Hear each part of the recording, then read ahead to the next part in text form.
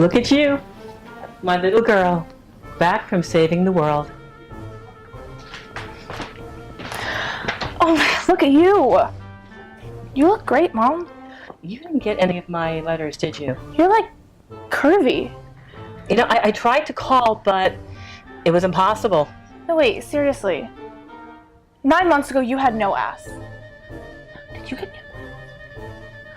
Because I swear you were like smaller and shorter. Honey, I have something to tell you, and it's going to be an all of a sudden kind of thing, and I really didn't want it to be an all of a sudden kind of thing, but you're here, and I have to tell you, so... Oh, it's the shoes! You went shopping, those were so cute! I'm thinking, quick, like a Band-Aid is the way to go. Did you color your hair too? I met a man. He's here. Now. Upstairs. And he's responsible for the hair and the shoes and... Okay.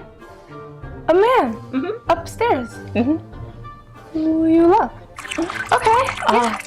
We're going to watch Pineapple Express. What kind of middle-aged man watches Pineapple Express? A very cool young one. Young one? What do you mean? How young? Well, not real young. Well, kind of young.